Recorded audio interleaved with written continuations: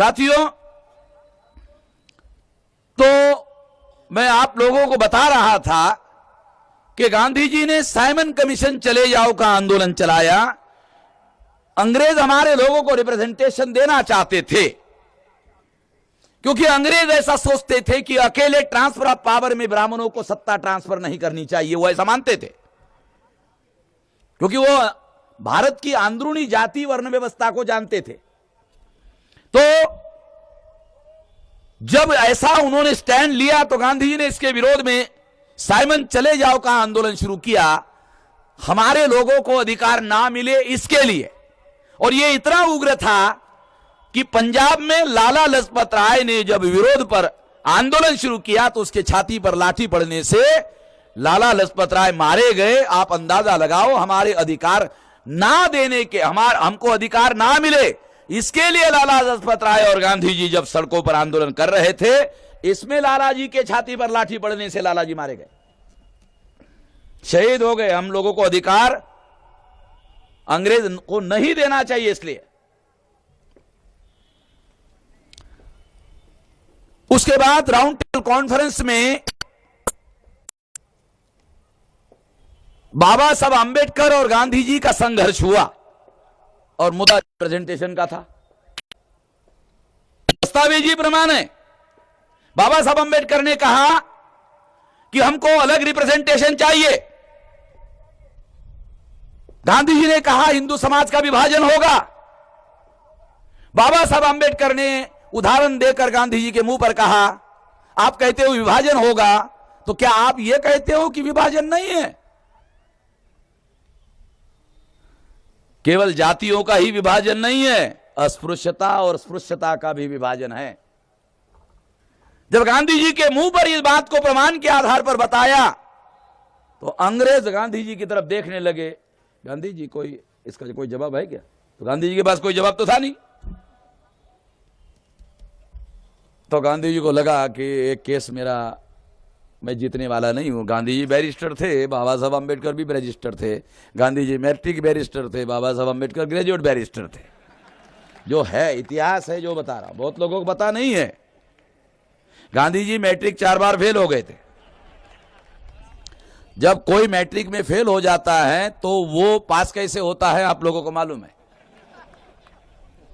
Dummy candidate वो उधर जाता है, यानी गांधी जी के नाम पर कोई डम्मी बैठा होगा और वो पास हुआ होगा। ऐसा आजकल होता है, उस समय भी हुआ होगा, अनुमान किया जा सकता है। जब 4 बार फेल हो गया तो 5वीं बार तो वैसे ही आदमी उम्मीद छोड़ देता है। ये भी डॉक्यूमेंट्री एविडेंस है मेरे पास में,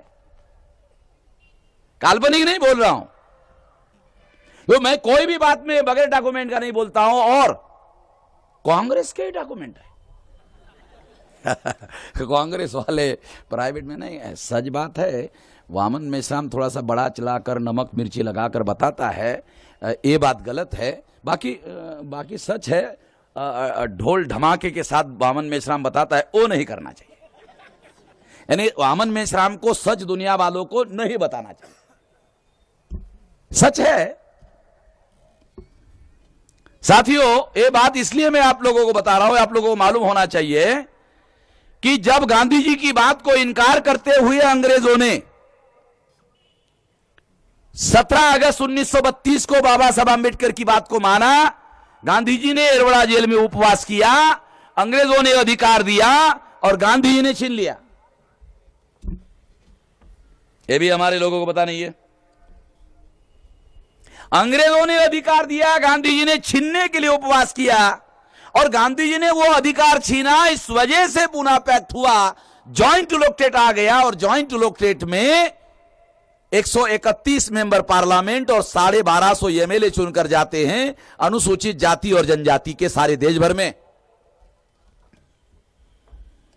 संसद में अगर हमारे 131 मेंबर पार्लियामेंट है तो हमारे लोगों पर सारे देश भर में अन्याय अत्याचार क्यों हो रहा है? इसलिए हो रहा है कि बाबा साहब अंबेडकर कहते हैं ये नॉमिनेटेड रिप्रेजेंटेशन है। कांग्रेस जिसको नॉमिनेट कर देती है वो चुनकर आता है और वो जो चुनकर आता है वो नॉमिनेटेड है, जिस पार्टी का नॉमिनेटेड है वो पार्टी का प्रतिनिधि होता है, समाज का प्रतिनिधि नहीं होता है। वो विधिमंडल में बोलने के लिए भेजा जाता है, वो सब तरफ बोलता है, विधिमंडल में नहीं बोलता। एमएलए साहब यहां हमारे बैठे हुए हैं, अगर बाबा साहब आंबेडकर के शब्द बोलूंगा तो उनका भी थोड़ा जागरण होगा। वो कहते हैं ये जो नॉमिनेटेड रिप्रेजेंटेटिव है ये ब्राह्मणों के दलाल है। अंग्रेजी में बाबा साहब आंबेडकर ने शब्द इस्तेमाल किया, लिखित है, दस्तावेज है। 15 मार्च 1947 को स्टेट्स एंड माइनॉरिटी नाम का मेमोरेंडम बाबा साहब आंबेडकर ने संविधान सभा को सुपुर्द किया, डॉक्यूमेंट्री एविडेंस है।